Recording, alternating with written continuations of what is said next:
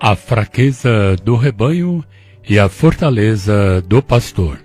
No quarto domingo da Páscoa, o dia do Bom Pastor, que é o próprio Jesus, e também Dia Mundial de Oração pelas Vocações.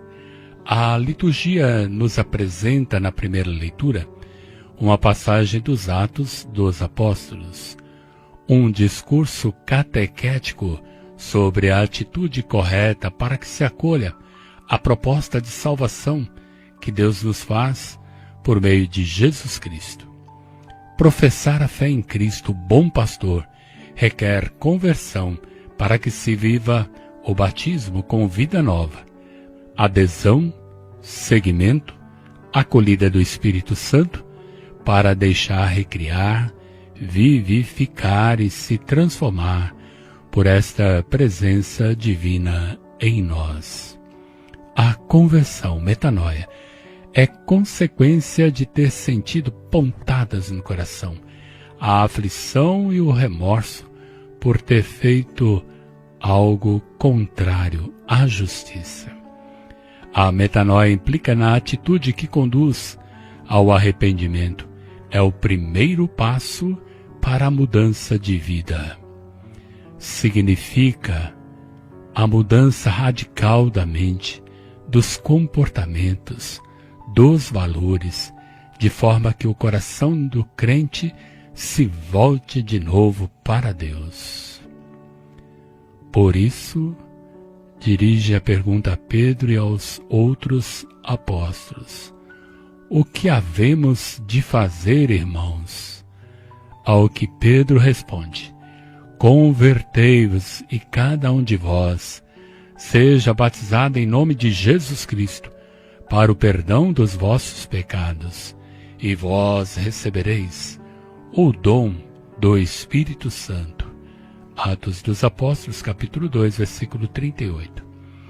Receber o batismo implica no desejo de conversão, desejo de receber o Espírito Santo, optando por Cristo, acolhendo-o no coração, de modo que a vida daquele que crê ganha um dinamismo divino e a cada instante é recriado, vivificado e transformado.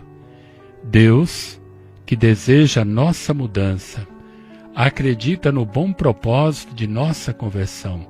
É preciso tomar consciência dos caminhos errados que possam ter sido trilhados, da ausência de sentido em certas opções que se tenha feito. A metanoia nos pede atitude corajosa, porque é mais fácil viver comodamente instalados na autossuficiência do que, com humildade, reconhecer os erros, dar o braço a torcer. Ela exige a eliminação dos preconceitos mais diversos, de esquemas mentais, a admissão das falhas, limites e incoerências que marcam a condição humana, e trata-se de um processo sem fim. Na passagem da segunda leitura, o apóstolo Pedro nos diz como deve agir aquele que segue o bom pastor, respondendo à injustiça com o amor e ao mal com o bem. O contexto vivido pela comunidade na década de 80 era de perseguição, dificuldades, hostilidade por parte daqueles que defendiam a ordem romana. O autor da carta conhece perfeitamente a situação de debilidade em que estas comunidades estão e prevê que num futuro próximo o ambiente se vai tornar menos favorável ainda.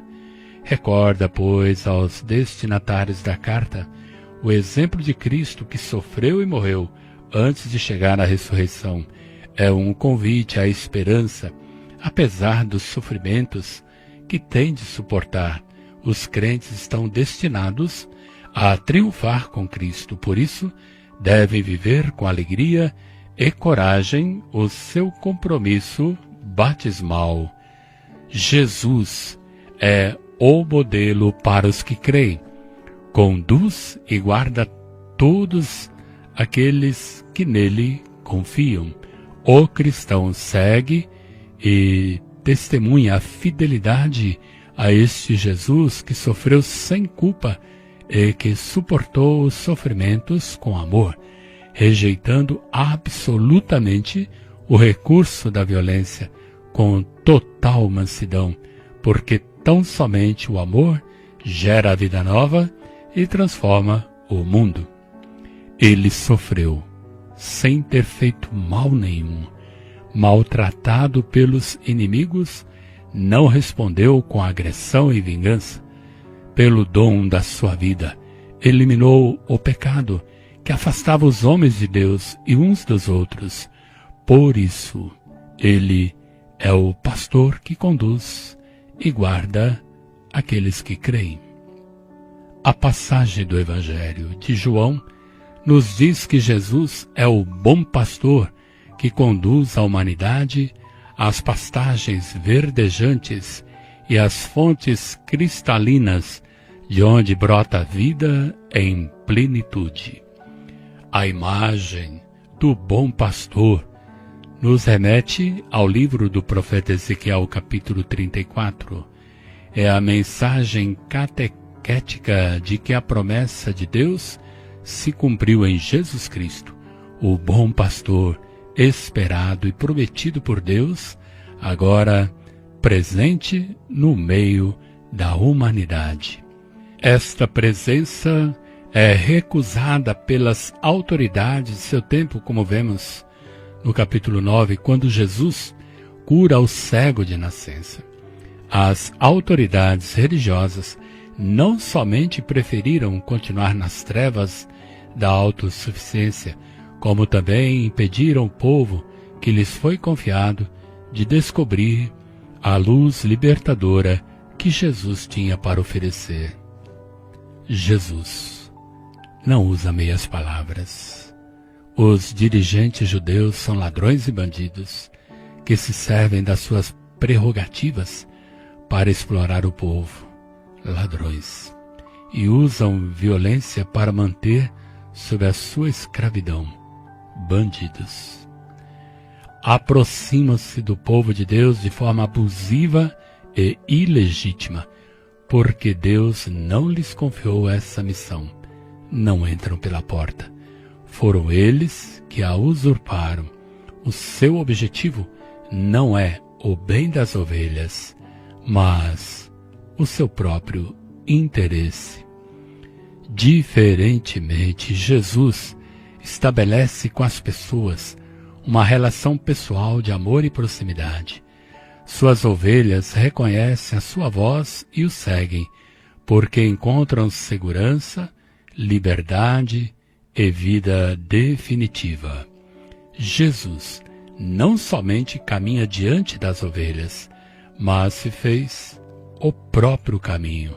Evangelho de São João, capítulo 14, versículo 6. Estabelece uma relação de respeito à dignidade de cada um, à sua individualidade.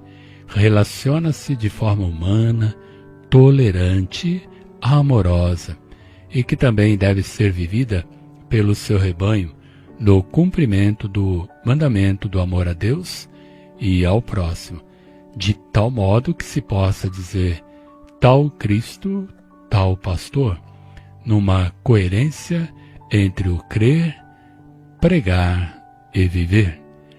O rebanho reconhece a sua voz e não se deixa seduzir pelo canto da sereia, entre aspas.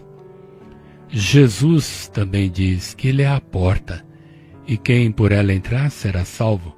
Passar por esta porta é encontrar a liberdade desejada e a vida em plenitude, numa total e incondicional adesão a ele e seguimento até o fim, acolhendo e vivendo a sua proposta, numa vida marcada pela doação, entrega e serviço por amor.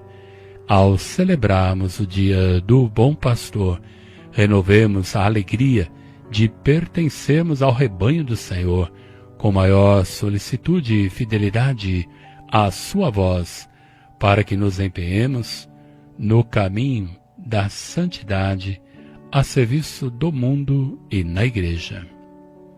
Oremos. Deus eterno e todo-poderoso, conduzi-nos à comunhão das alegrias celestes, para que o rebanho possa atingir, apesar de sua fraqueza, a fortaleza do pastor. Por nosso Senhor Jesus Cristo, vosso Filho, na unidade do Espírito Santo. Amém.